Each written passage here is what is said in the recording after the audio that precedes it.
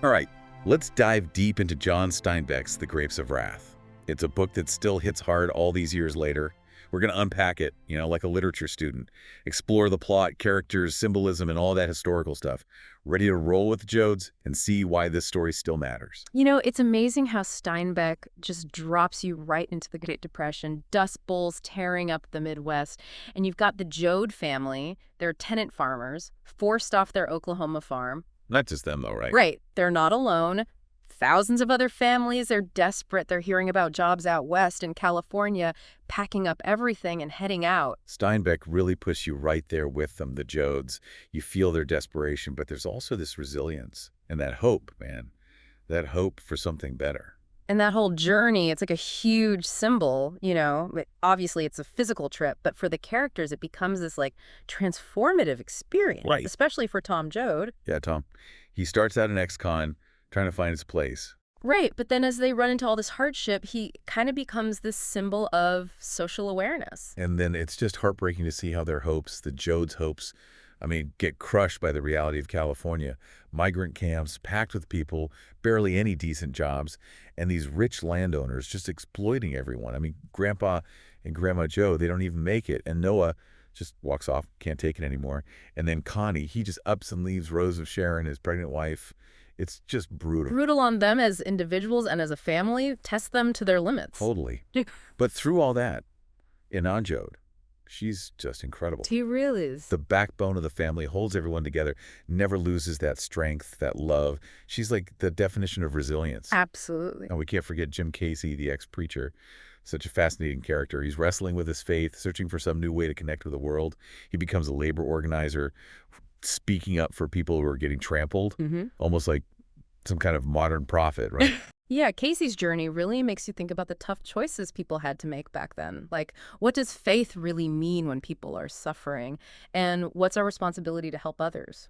It's something Steinbeck really makes you wrestle with. So many layers to this book, right? Yeah. Oh, and Rose of Sharon, her story, wow. She loses her baby, gets abandoned by her husband. It's just awful. So much loss. Way too much to handle, it seems like. Yeah. But, it's in that last scene, that final scene, that Rose of Sharon shows this incredible compassion. She offers her breast milk to a starving man. It's powerful. Even in the darkest times, there's still hope, still humanity. Shows you that even when everything seems lost, we can still find ways to be kind, to connect with each other. Back again for more Grapes of Wrath. So we've talked about the Jodes, their journey, but let's get into how Steinbeck makes this novel hit so hard. What are some of the things he does as a writer? I've always loved his use of language, the way he describes things, especially nature. You can practically taste the dust and smell the oranges. Totally. You don't just read about it, you feel it. And he doesn't sugarcoat anything. When he talks about poverty and suffering, it's raw.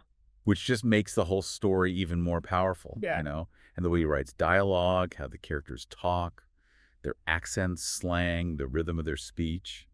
It's like they're real people. Right, like you could meet them. And for a student, trying to get a feel for that time period, that's huge.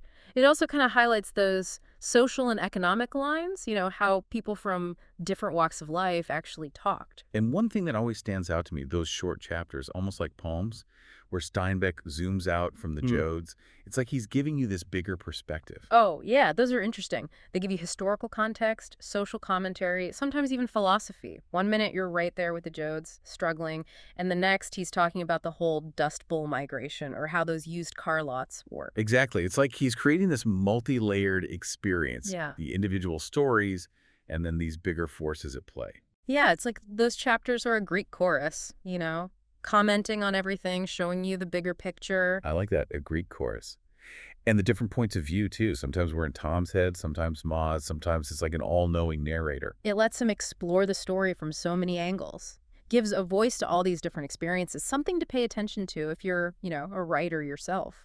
The Grapes of Wrath, though, it's more than just one family story, isn't it? It's about, what it means to be human. It really is. It's about finding strength when things are falling apart, hoping when all seems lost, and how important it is to stick together when times are tough. That stuff, that's timeless. It's universal. And speaking of tough times, it's hard not to see the connections between what's happening in the book and some what we see happening in the world today, right? Absolutely. The whole economic inequality thing, how migrant workers get treated, people just trying to find a better life, it's still going on. Makes you wonder, what would Steinbeck say about all this if he were still around? Now there's a question. Would he see the same strength in people? That same compassion? Still that same yearning for a fairer world? It makes you think. Maybe the grapes of wrath can still inspire us, you know, push us to make things better. It definitely shows how powerful literature can be. Makes you question your own beliefs, see things from other people's perspectives. That's the beauty of a great book, right? It's not just a story, it's like a mirror, showing us who we are, the good and the bad. Uh, Okay, so we've covered a lot of ground here. The Jodes, their journey, Steinbeck's writing. But to really get the grapes of wrath, you got to look at the history behind it. Absolutely, yeah. This book, it's soaked in the Great Depression. I mean, that was the 1930s, right? America was hurting bad. Millions lost their jobs, homes, everything after that stock market crash in 29. The idea. People were suffering, uncertain about the future, kind of like what the Jodes go through, you know? And then on top of that, you've got the Dust Bowl. Turned good farmland into like a desert. Right. It was this ecological disaster. Drought, bad farming practices all came together. It's what drove families like the Jodes off their land, made them look for something new, somewhere else. Imagine seeing your farm just blow away, your whole life gone. Tough to even think about. And Steinbeck doesn't hold back, does he? He shows you that desperation, but also that resilience, that human spirit that keeps fighting. Exactly. And through it all, you see those injustices, how those landowners treated people, the government not really helping, no safety net for those who needed it most. The Grapes of Wrath, it gave a voice to those folks, the ones who are often ignored. Got people talking about poverty, workers' rights, the need for change. Inspired artists, musicians, activists, all sorts of people to fight for a better world. It was huge, impactful. And it's crazy how those themes, displacement, inequality, searching for a better life, how they're still relevant today, all around the world. Forced migration, poverty, exploitation. It's like those problems never really went away. They're still there. It's something we got to keep fighting. It's like the Grapes of Wrath. It's more than just a historical story. It's about being human, all the struggles that come with that. Makes you think about your own role in all of it, you know? Are we part of the problem or are we fighting for a solution? Makes you think about those systems that create poverty and inequality.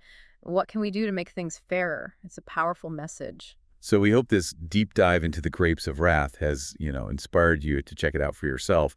Dive into those layers of meaning. Let it get you thinking about society, humanity, the power of stories. Yeah, it's a book that stays with you even after you finish it. So keep exploring, keep questioning, keep that spirit of the Jodes alive in your own life.